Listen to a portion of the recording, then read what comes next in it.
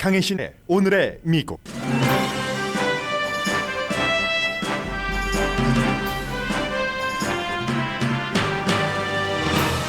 오늘은 LA 폭동이 일어나고 30년이 된 날입니다. 폭동 전과 후 LA는 많이 달라졌고 한인타운도 변했으며 한인과 흑인과의 관계도 달라졌습니다.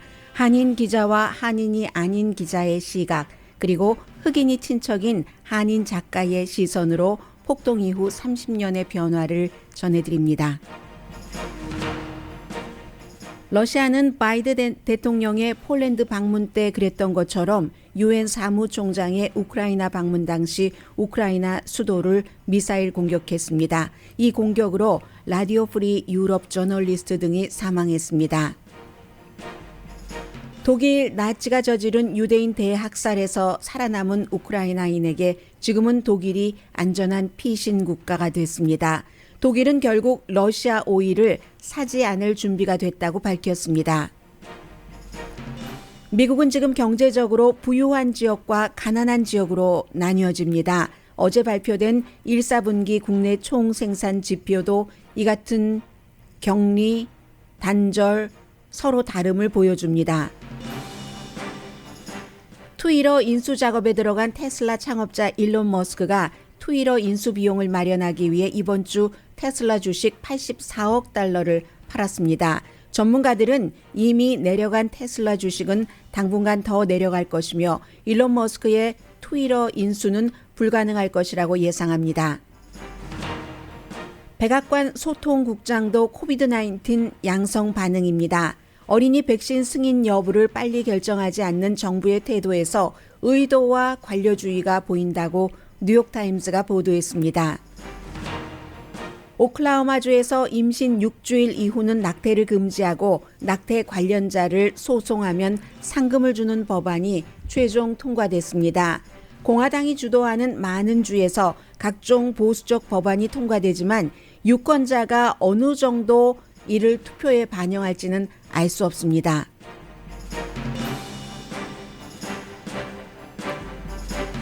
여러분 안녕하십니까? 오늘의 미국 강혜신입니다. 로스앤젤레스 폭동 사건이 일어나고 5년, 10년 뒤에는 당연히 많은 분들이 그 여러 가지 내용들, 물론 뭐 피해가 제일 심했기 때문에 상처와 뭐 분노 이런 것들이 가셔지지 않았을 시기입니다. 그리고 15년, 20년까지도 여러 가지를 하다가 25년쯤 되면서는 사람들이 어떻게 생각을 했는가 하면은 이제 너무 아프다. 아픈 기억은 지워버리자라고 생각하셨던 분들이 많습니다. 그러나 역사에는 30년, 50년, 100년 이 같은 굵은 마디가 있습니다. 그 마디에는 다시 한번 생각을 해보게 되죠. 오늘 제가 미국의 전국적인 그 케이블 텔레비전을 보면서 그렇구나.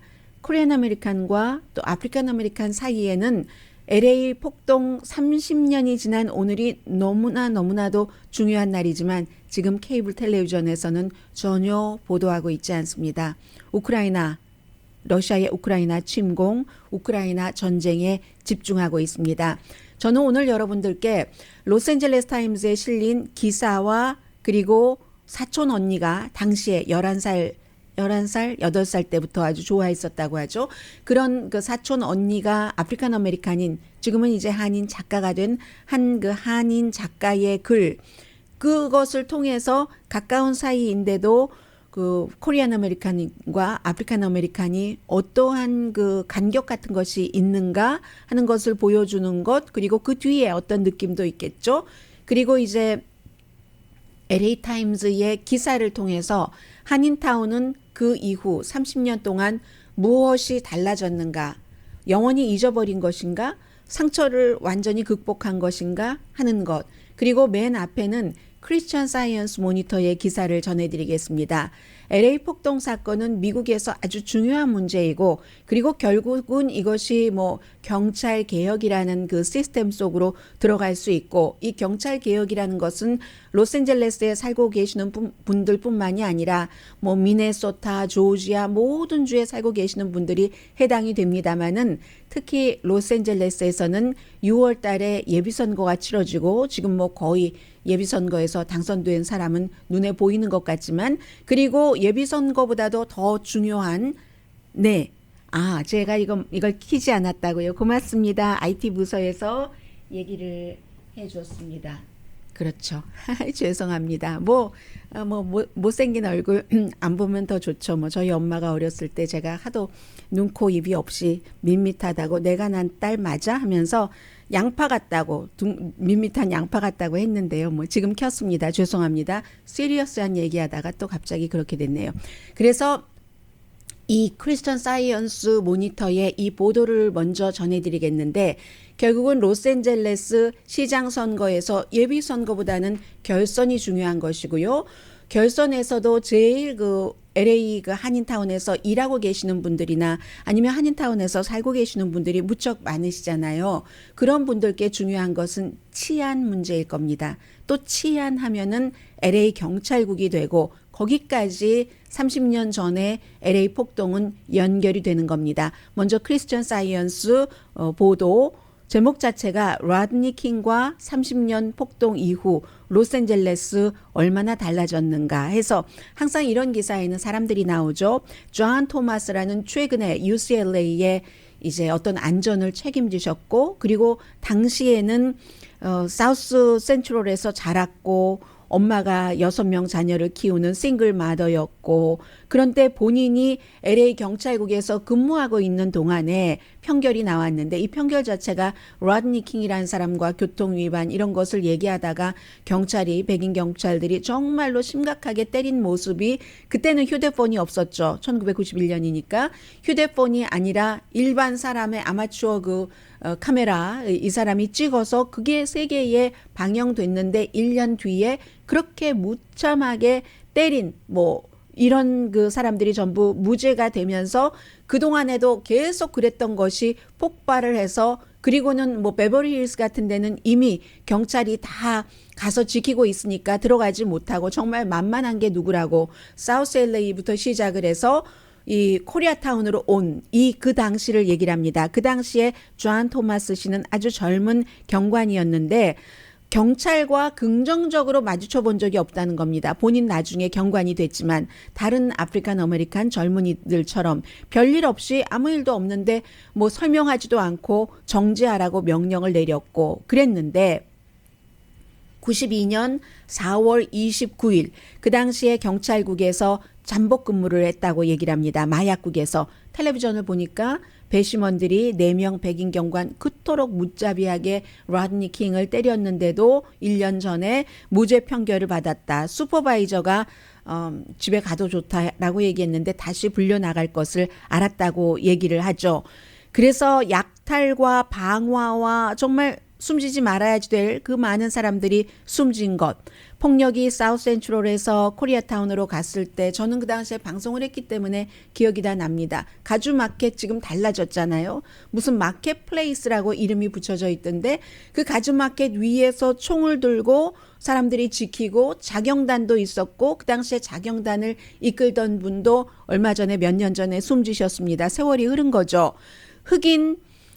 흑인들이 흑인 코리안 그 당시에 이제 이렇게 부르면서 리코스토어 업주들이 우리 이렇게 못 사는데 여기 와서 돈만 벌고 태도도 별로야. 그리고 이제 그 이후에 또 나타샤 할린스를 두순자 씨께서 이제 $1 75센트의 오렌지 주스 때문에 결국은 이렇게 해서 등 뒤에다가 쏴서 어린 소녀가 숨지고 그리고 이제 체포됐지만 집행유예로 풀려나고 이런 모든 것들이 다 전후로 해서 섞인 것이죠. 그리고 아프리칸 아메리칸들은 그 모든 것들이 마치 그 한인들에게 가까이 있고 평소에 문화적인 차이 그 이유는 굉장히 달라졌지만 무뚝뚝하고 우리를 무시하는 것 아니야 등등으로 해서 그 성난 분노를 그냥 다 표출시켰던 그런 것. 사람들 마음의 불공정함 이런 것들을 느낀 것이 다 왔다는 겁니다.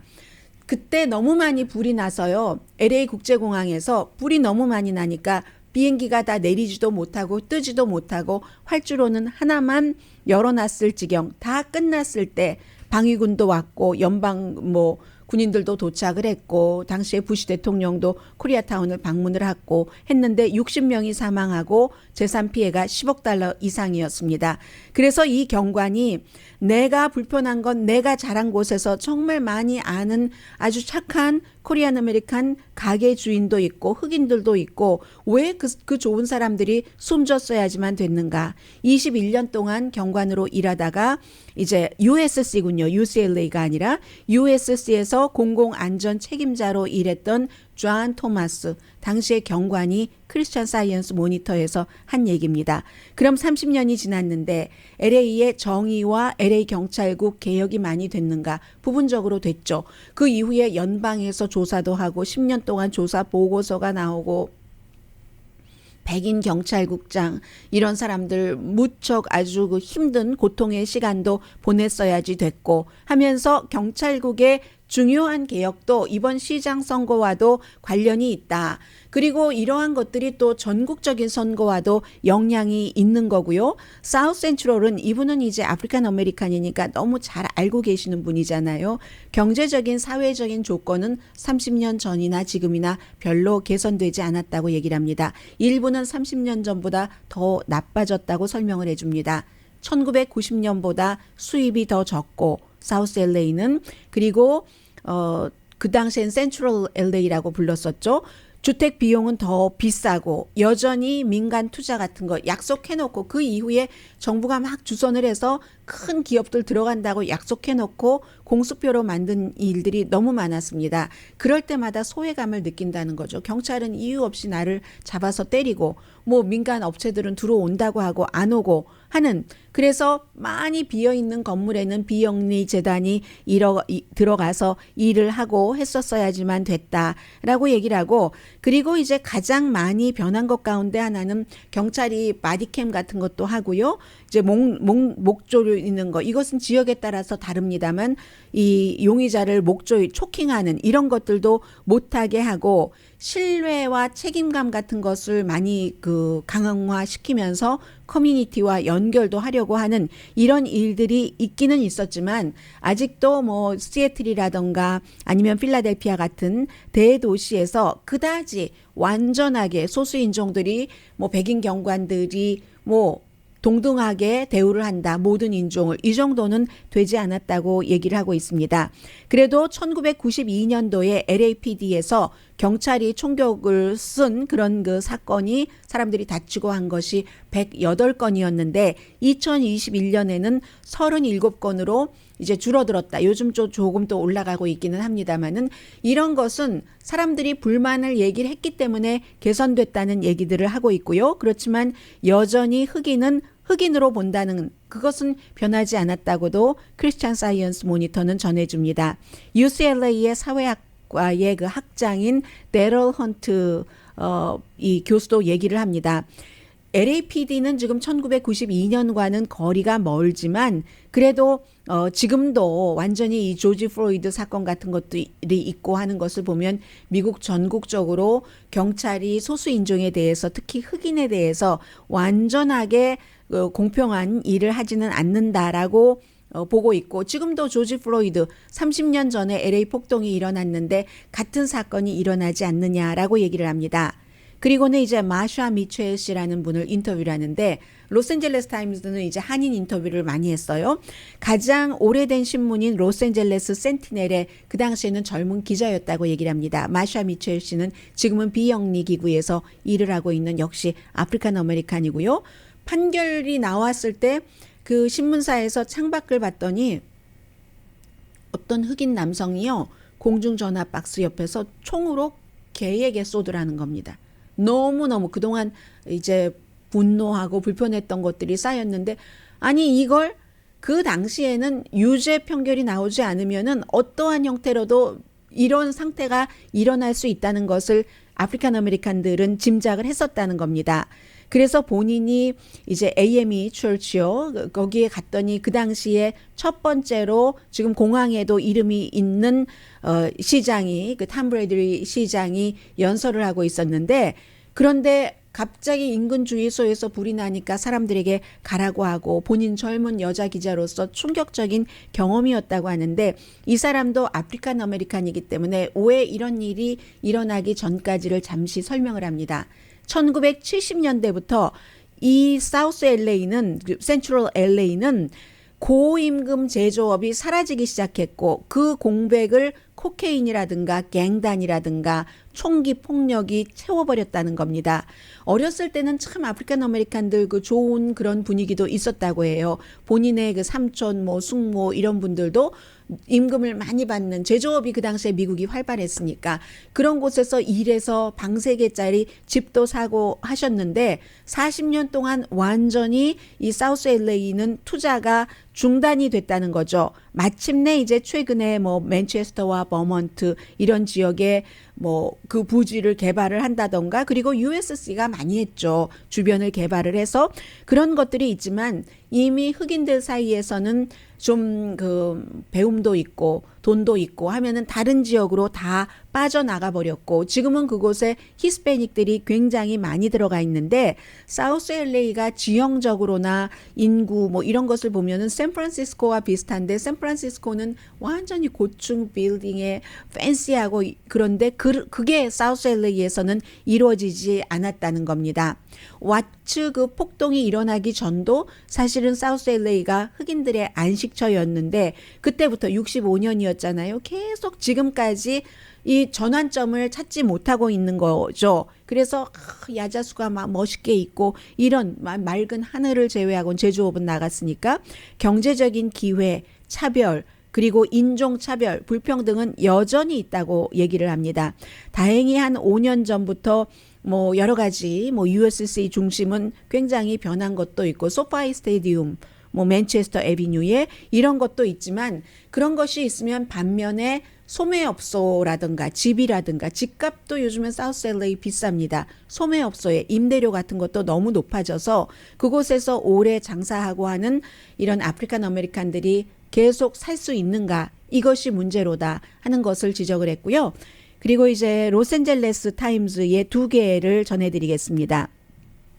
코리안 아메리칸 정박 씨 그리고 앤드류 제이 캠파 이 2명의 기자가 이 정박 씨는 최근부터 기사를 굉장히 많이 씁니다. 특히 에이시안 아메리칸 그 커뮤니티예요. 이분들이 썼는데 기사가 아주 길고 많은 코리안 아메리칸들은 알고 계시는 부분이니까 제가 조금 준비해온 것보다도 더 속가서 전해드리겠습니다. 여러분의 지난 30년을 한번 되돌아보시고 그런 일이 있었다 겪지 않으신 분들은 생각하시는 기회가 됐으면 좋겠습니다. 그래서 이분은 그 한인 회장 제임스 한 회장과 그리고 당시에 코리암 저널 지금도 있나요? 언젠가부터는 그 온라인으로만 바뀌었었는데요. 아주 좋은 잡지였었죠. 유정식 씨라는 분이 발행을 했고 그리고 이제 그 아들인가요? 사위인가요? 사위인 것 같은데요. 사위. 그렇죠. 와이프가 태미정 검사였고 이 코리암에서 사진 기자를 하셨던 TC 킴 이 2분의 얘기를 많이 들었고요. 그 뒤에는 뭐 라티나 얘기도 많이 들었는데 제임스 한 씨는 당시에 12살 엄마는 사우스 LA에서 BMW를 운전하고 있어서 아들이 딱 그거 보고 나서 전화해서 엄마 빨리 오세요. 아버지는 한국 분이 하는 중국 식당을 하셨는데 아버지는 총을 들고 가게를 지키러 나가셨고 사흘 동안 이제 이분이 그 집에서 너무 무섭게 텔레비전 봤다는 그 스토리는 유명한 거잖아요. 해서 본인이 좋아하던 전자제품 가게가 불타는 것, 또 라디오에서는 생계가 막막한 그런 사람들이 우리 지켜주세요. 경찰국에 열심히 전화하는 이런 말씀을 드릴 때는 제가 감정이 빼려고 해도 실릴 수밖에 없습니다. 당시에 정말 그랬어요. 그런데 경찰들이 불도 일어나지 않는 곳에 선제 마금을 하려고 베버리힐 쪽으로 다 갔다니까요. 그 당시에 그랬습니다. 그래서 아버지의 식당은 살았지만 많은 아버지의 가게가 아닌 많은 곳이 폐허였고 30년 동안 왜 그런 일이 일어났는가 지금 42살이세요. 이해를 해보려고 하는데 여전히 풀리지 않는 그런 그 일들이 남아있다라고 얘기를 하면서 어떤 균열이었든가 알 수 없다. 꼭 코리안 아메리칸이 그렇게 피해자여야지 됐었는가. wrong time, wrong place에 있었던 건 사실이고 그리고 처음에 잘 모른 것도 있고 해서 조금 무뚝뚝하게 대했던 문화적인 차이로 이런 것도 있었고 그런 것들이요. 이민자의 꿈과 모든 것은 다 날아가 버렸고 일부는 재건을 했고 새로운 사업을 했고 지금은 이제 다 총을 든 한국인들이 웅크리고 숨고 가주마켓이에요. 앉아있고 그러던 자리 그리고 한남체인도 마찬가지고 한남체인 그곳에 K-팝 스타들이 와서 비디오를 촬영하고 하는 곳으로 됐지만 한국 사람들의 정치력도 많이 높아졌죠. 저는 데이빗 류시 의원이 있다가 그 자리에서 한번 떨어진 것을 참 안타깝게 생각을 합니다만은 모든 한인 시의원들이 다 코리안 아메리칸만을 위해서 일할 수는 없어요. 우리가 그런 경험도 있었고 지금도 많은 그 한인 정치력이 좋아진 것도 사실이지만 그렇지만 영원히 돌아오지 않는 사람도 있죠. 이재성 군이라는 이름도 나오지 않습니다. 그 당시에 16살인가 그랬잖아요. 어머니 이정희 씨 언급은 잠깐 여기에 됐는데 이 어머니는 영원히 아들을 찾지 못하는 거잖아요. 46살이 됐겠네요. 그리고 어떤 사람들은 아직도 분노하는 사람도 있고 우리가 뭘 잘못해서 그런가?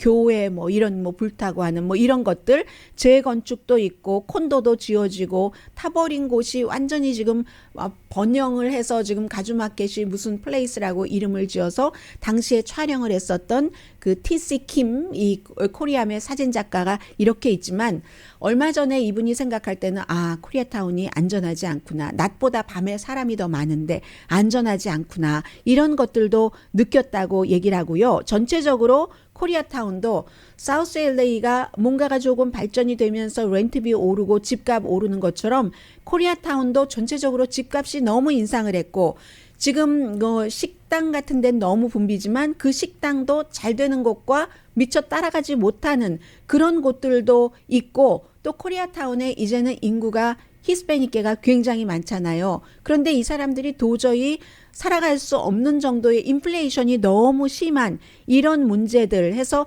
모든 것들이 다 좋아졌는가? 그때의 문제들이 다 해결됐는가 하는 의문점은 여전히 남는다는 거고요. 마지막으로 헬레나 구라는 작가입니다. 최근에도 동화책을 하나를 쓰셨는데 이분은 어렸을 때 루이즈라는 사촌 half 코리안 half 블랙입니다. 여자인데요.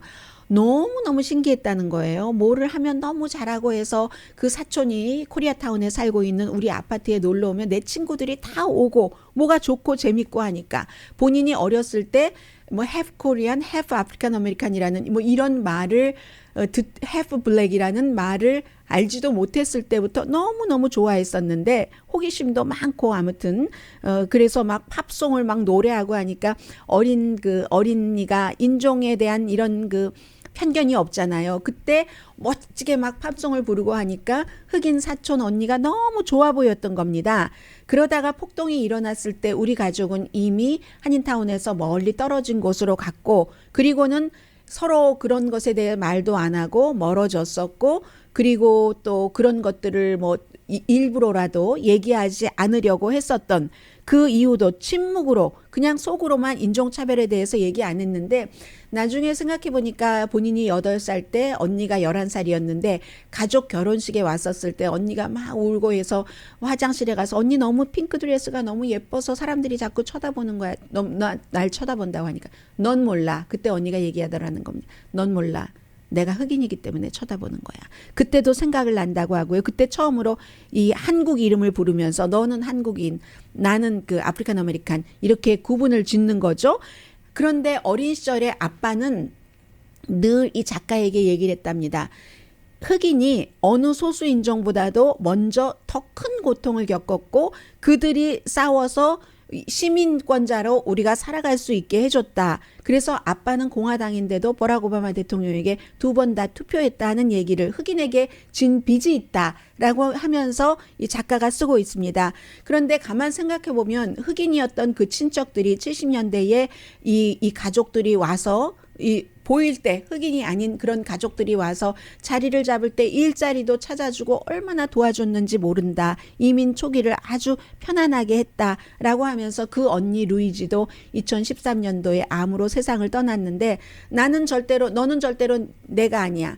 또 나는 절대로 너 유가 될 수 없어 라고 얘기한 언니의 말, 본인들이 서로 했었던 것을 인정을 하지만 그러나 결국은 그런 다름 이런 것도 우리도 나도 가족으로서 언니와 끝내 그것을 풀지 못했지만 작가니까요. 사랑이라는 것이 들어가면 그 안이 메워진다 이런 얘기를 하는 것이고 위에 두 기사는 그 사랑도 사랑이지만 경찰국의 변화, 그 사회 시스템 자체의 변화 얼마나 됐는가 이렇게 쭉 보면은 30년 사이에 변화는 됐고 그러나 로스앤젤레스가 아닌 다른 지역에서 보더라도 완전하지는 않다 하는 것이 LA 폭동이 일어나고 30년이 지나서 지금 볼 수 있는 그런 그 형태라고 보여질까요? 보여주셨습니까?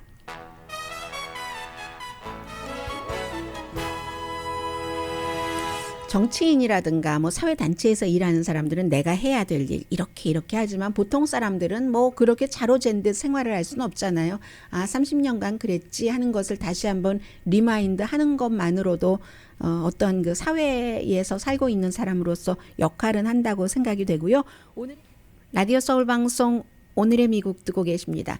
지난번에 바이든 대통령이 폴란드에 우크라이나 난민들을 가서 만나고 했었을 때 바로 폴란드와 우크라이나 국경 사이에 그냥 러시아가 미사일을 퍼부었습니다. 뭐 8번이라고 하던가요. 아무튼 그랬는데 이번에도 유엔 사무총장이 젤렌스키 대통령을 우크라이나 수도에서 만나고 있는데 그 수도에 적어도 2번 미사일 폭격을 했습니다. 그리하여 미국 정부가 운영을 하는 라디오 프리 에이샤도 있고 하잖아요. 라디오 프리 유럽의 기자가 이 미사일 공격으로 숨졌습니다.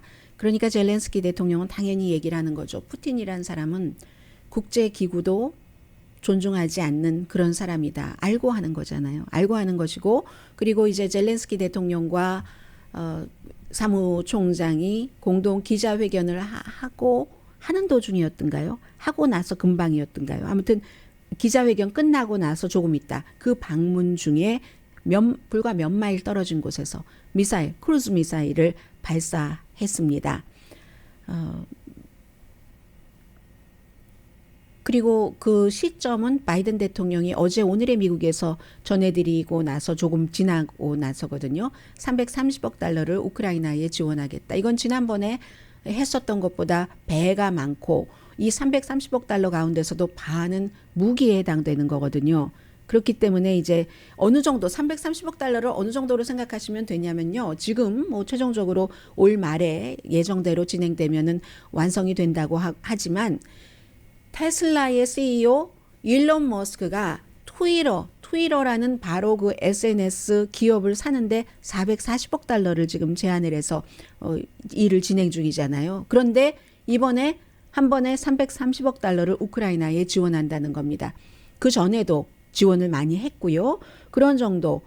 그리고는 연방 하원도 2차 대전 당시에 1941년도에 동맹국을 무장시키는 법 이런 것을 만들어서 당연히 그 당시에 이제 프랭클린 루즈벨트 대통령이 열심히 이제 설득을 시킨 거예요. 미국이 이제 직접 그 전쟁에 참전하기 이전에 영국의 윈스턴 처칠이 막 고군분투하고 있을 때죠. 막 영국 런던이 폭격당하고 이럴 때였습니다.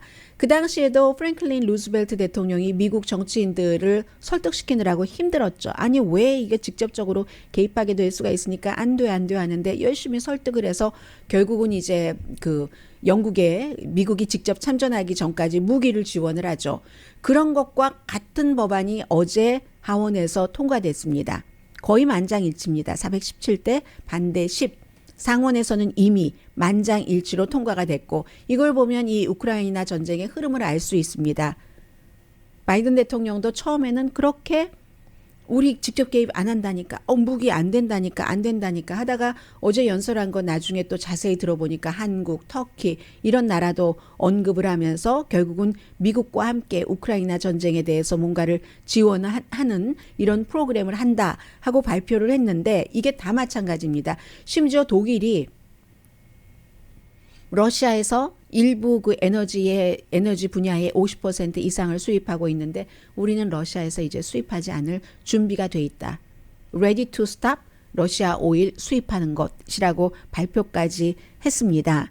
그래서 이게 우크라이나 젤렌스키가 요청을 한 거죠. 윈스턴 처칠이 프랭클린 루즈벨트에게 요청을 했었던 그때처럼 똑같이 지금 패턴이 거의 비슷하게 됩니다. 그리고 루즈벨트는 참전을 했지만 미국은 아직까지는 지상군 보내지 않는다고 얘기를 하고 있고요. 영국도 8,000명을 지금 동유럽에 파병을 해서 훈련을 시키고 있는데 가장 큰 규모의 영국군을 그쪽에 배치를 한 겁니다. 동부 돈바스 지역에서 전투는 이어지지만 아직도 러시아가 군수품 수송에 좀 문제를 겪고 있는 것 같고요. 비도 오고 하는, 그러니까 진흙이니까 탱크들이 쑥쑥 지나다니긴 힘들죠. 자동차 아우토반을 달리는 것처럼 10명을 처음으로 이번에 전범으로 기소를 했습니다. 우크라이나가 부차, 키브 인근의 부차 지역에서 엄청난 학살을 했잖아요. 그때 러시아 군인 10명을 처음으로 형사고발을 했고요. 그리고 또 이런 얘기도 했습니다. 러시아 군인이 침공하고 나서 몇 시간 만에 젤렌스키 대통령이 더 타임스와 인터뷰한 겁니다. 가족과 젤렌스키 대통령이 있는 곳에 2번이나 가서 그야말로 사로잡던지 사살을 하든지 할 수 있는 위기였었다고 얘기를 하죠. 그래서 아빠가 딸에게 막 여기저기서 폭탄 소리가 들리고 러시아군이 있고 하니까 17살 딸과 아들이 몇 살인가요? 9살 아들에게 대피할 준비해라 했었다는 것 아닙니까? 그때 그날이었고 그 다음날 그러니까 미국이 일단 피신하는 것을 원한다면 피신을 시키겠습니다 했을 때 그 일이 있고 나서 그 다음날 나는 피신하지 않는다. 피신할 자동차 보내는 게 아니라 무기를 보내달라라고 얘기를 한 겁니다. 그리고 우크라이나에서도 홀로코스트에서 생존한 사람들 그리고 그의 후손들 이런 사람들이 다시 이번 전쟁에서 러시아가 일으킨 이 전쟁에서 살고자 하는 그런 의욕과 살려는 인간 본능의 아주 성스러운 담대한 결심으로 독일로 피신하고 있잖아요. 독일이 안전지대가 되니까 그게 역사가 얼마나 바뀔 수 있는 것인가 하는 것을 보여주는 거죠. 지금은 독일에서 안전하게 지내고 있습니다. 이게 지금 현재의 우크라이나 전쟁의 속보고요. 경제에 대해서 잠깐 말씀을 드리자면 어제도 제가 1.4% 마이너스 성장인데 많은 전문가들은 이것은 일시적으로 여러 이유가 있지만 특히 재고를 파악하고 주문하는 과정에서 수입을 많이 늘렸기 때문에 수입과 수출의 불균형에서 오는 마이너스 성장입니다. 따라서 경기 침체는 없다고 보는 게 대부분의 전문가들의 예상, 전망, 추정입니다. 라고 말씀을 드렸습니다. 그런데 이런저런 경제에 관한 모든 얘기는요. 전부 여러분이 어느 지역에 사시느냐에 따라서 다르다 하는 것을 잠시 말씀을 드리고 싶습니다. 지금 2018년에서부터 2021년 사이 평균 연간 성장률이 미국의 한 5군데 주에서는 마이너스였습니다. 이미 이 방송을 듣고 계시는 분들이 무척 많이 살고 계시는 하와이, 또 엘라스카, 루이지아나, 메릴랜드, 커네디컷 이런 곳이 그렇습니다. 동부가 대체적으로 좋은데 커네디컷과 메릴랜드는 별로 좋지가 않은 겁니다. 지역에 따라서 다 상황이 있지만 하와이 같은 경우는 너무 우리가 짐작하기 쉽죠. 2019년도도 생산량이 이미 국내 하와이 생산량이 이 GDP가 이 하와이 주로서는 0.9% 마이너스였거든요. 그리고 2020년이니까 코비드-19 관광산업 중단됐습니다. 그래서 2020년도에 이미 마이너스 10% 경제 성장률을 본 곳이 하와이고 엘라스카도 2020년에도 그렇고 2021년에도 겨우 0.3% 성장했을 뿐이거든요. 루이지아나의 경우는 석유와 가스의 활동이 약해서 2019년에 이미 경제가 쇠퇴해서 2020년에는 거의 붕괴 수준이다 했고 그에 비해서 어느 지역에서 살고 계시느냐 워싱턴 많이 살고 계시죠 여러분 워싱턴이나 유타나 아이다호는 이 세 지역이 지난 4년 동안 전국 성장률의 2배가 넘습니다. 4%가 넘으니까 유타주는 2020년도에 제일 많이 성장을 했고요. 사우스다코타는 정말 사우스다코타도 막 기름, 오일 생산 같은 것들이 좋아서 2019년도에 생산율이 5%, 미 전국 뭐 1위였잖아요. 2021년도에는 거의 7%가 됐거든요. 워싱턴과 아이다호도 2018년도에 이미 가장 높은 성장률이었고, 그리고 팬데믹 때 워싱턴 같은 경우 굉장히 그 락다운을 강하게 해서 약해졌지만 또 강하게 회복을 하기도 했습니다. 대체적으로 보면 여러분들께서 살고 계시는 지역이 서부 지역이라든가 남부 지역이면 괜찮은데 동부 지역, 북동부라든가 무슨 그 북쪽 이런 데는 조금 경제가 부진합니다. 와이오밍 같은 경우도 농업이 부진했기 때문에 아주 그 힘들었죠. 이미 뭐 성장률이 별로 좋지 않습니다. 그러니까 요즘 같은 경우는 재택근무를 많이 하고 날씨가 좋고 그리고 주택이 좀 싼 지역, 이런 지역이 인기가 있는 거죠. 플로리다 같은 지역, 아이다호, 뭐 유타 이런 게 마찬가지고요. 개인 소득이 2020년 이후에 거의 모든 지역에서 오르긴 했지만 아이다호나 유타는 9%나 올랐고 와이오밍 같은 경우 5.5% 정도 올랐습니다. 그래서 팬데믹 이전과 이후의 분리도 있고 미국에서 지금 경제가 이만큼이랍니다 할 때는 항상 미국이 워낙 큰 나라이기 때문에 전체적인 것을 말씀드린다는 거. 그렇기 때문에 연준 의장이 3월 달에 얘기를 했죠. 긴축 정책 이런 것들이 성장에 해를 끼치지 않는 범위 내에서 우리도 통화 정책을 쓰겠다. 어느 지역은 안정스럽지만 어느 지역은 뭐 마이너스, 이미 어제가 아니라 1사분기가 아니라 그 이전에 마이너스 성장이었기 때문에요. 잠시 뒤에 경제 뉴스 조금 더 전해드립니다.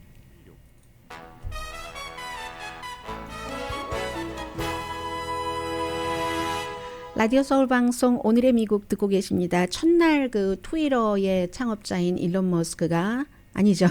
트위터의 창업자가 아니라 테슬라의 창업자인 일론 머스크가 트위터를 인수한다고 했을 때 제가 맨 마지막에 전문가의 그 의견들은 잉크가 완전히 마를 때까지는 어떠한 변화도 올 수 있다라는 것을 전해드렸었는데 지금 그런 얘기들이 나오네요. 한국 분들 가운데서 테슬라 주식 투자하시는 분들이 많기 때문에 특히 그 전해드립니다. 화요일과 수요일에 일론 머스크가 이제 트위터를 살 때 돈이 필요하잖아요. 일부는 캐시로 한다고 했고 나머지가 어떻게 될지 모르겠어요. 그런데 이번 주에 84억 달러를 팔았는데 테슬라에서 이리저리 하면은 일론 머스크가 팔 수 있을 만한 가격이 110만 달러가 맥시멈이랍니다. 아니면 뭐 세금으로 다 내야지 되고 하기 때문에 계산이 안 맞는 거예요. 그런데 그렇게 하고 나니까 테슬라 주식값이 지난 6개월 동안 한 20% 정도는 내려갔고 최고점보다는 33%, 페이스북은 더해요. 뭐 48%니까요. 그리고 테슬라의 경쟁사인 전기자동차 제조 회사 그 리비안 뭐 아직은 걸음마지만 뭐 80 몇 %가 하락했거든요. 83%인가 그럽니다. 어쨌든 테슬라가 자꾸만 주식을 팔고 트위터로 가면은 또 우리는 어떻게 되는가 이런저런 생각 때문에 사람들도 파는 겁니다. 일론 머스크가 팔면 사람들도 팔고 해서 지금 33%까지 내려오는데 최고점이 언제였냐면요. 테슬라가 페이스북이고 테슬라는 빨간색이니까 지난해 11월이 최고였네요. 최고였는데 이제 그렇게 빠지기 시작을 하는 겁니다. 그래서 이렇게 될 경우는 일론 머스크가 트위터를 인수할 수 있을까? 아예 그 로이터의 두 사람의 이 분야의 전문 기자는 일론 머스크는 트위터를 소유하지 않을 것이다. 못할 것이라가 아니라 이렇게 하다가 아내하고 깰 수도 있잖아요. 잉크 안 말랐으니까. 그래서 브레이킹 뉴스를 쓰는 그 두 사람의 지나 컨을 포함해서 두 사람이 그렇게 예측을 하고 있고요. 어찌 보면은 일론 머스크라는 사람은 굉장히 다른 사람이죠.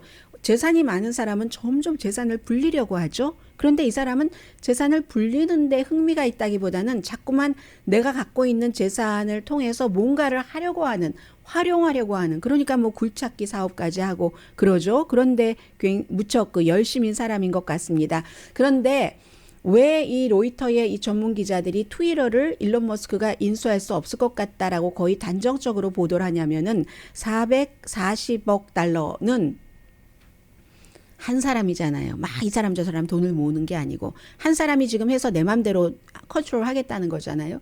한 사람이 돈을 대기는 440억 달러는 너무 큰 금액이다. 지금까지 이런 게 없었으니까 그래서 이제 그렇다고 보는 거고요. 그리고 이 코비드 19은요. 백악관의 커뮤니케이션 디렉터 그러니까 무슨 뭐 청와대의 소통 담당 누구 이런 것처럼 소통 국장이 코비드 19 양성 반응에 걸렸습니다. 그럼 이거는 어찌 보면 이 부통령이 양성 반응 걸린 것보다도 대통령에게 더 그 테스트를 해봐야지 될 이유를 줄 수 있는 거고요.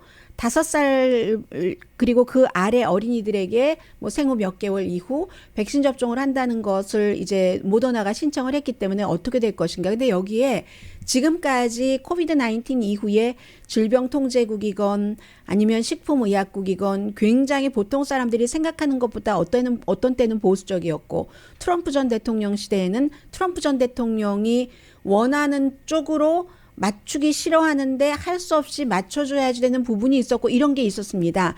그런데 지금요. 식품의약국이 결국은 이렇게 한다는 거거든요. 모더나가 신청을 했잖아요. 그런데 모더나와 파이저에서 충분한 데이터를 줘서 이게 다 검토되기 전까지는 동시에 승인하는 것을 원한답니다. 사람들에게 혼돈을 주지 않게 하기 위해서 이건 이제 식품의약국의 얘기예요. 어느 게 더 좋다라고 생각할 수도 있고 뭐 하니까 그리고 선택의 폭을 넓혀주기 위해서 그런데 동시에 이게 안 된다. 며칠이나 몇 주일 간격까지는 그렇겠지만 아주 너무 간격이 넓으면은 하나부터 승인을 하지만 그렇지 않은 경우에는 동시에 할 가능성이 굉장히 많다는 게 전문가들이 지금 보고 있는 점입니다.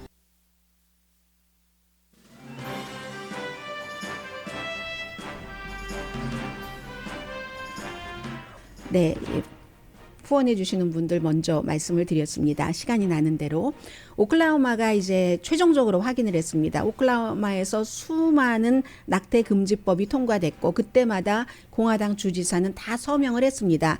이번에 통과된 것은 텍사스의 것을 모델로 해서 6주일 이후면 낙태 안 되고 낙태하는 사람 소송하면 뭐 돈도 주고 하는 그런 것이거든요. 그리고 이것은 주지사가 서명하면은 곧바로 시행이 됩니다. 물론 아이다호가 먼저 텍사스의 모델로 했지만 지금 법원에서 시행 중지해라 해서 중지하고 있고 연방 대법원은 올해 여름 회기까지는 아마 이 부분을 정리를 할 것 같습니다. 그런데 이런 것뿐만이 아니라 오하이오주에서는 공화당들이 지금 선거에 나가면서 계속 뭐 가짜 주장을 하는데 불법 체류자들이 부정 투표를 하고 있다. 불법 체류자들이 부정 투표를 하기가 쉽지가 않고 부정 투표라는 것이 굉장히 어렵거든요. 미시건의 공화당은 이 트럼프 전 대통령의 가짜 주장을 뒷받침하는 사람을 2명의 후보로 내서 오히려 공화당에서 이건 아닌데 하고 있거든요. 이런 모든 것들이 투표에 어떤 영향을 미칠지는 아무도 알 수가 없습니다. 오히려 역풍이 될 수도 있다는 얘기들 나오기 시작합니다. 강희신이었습니다.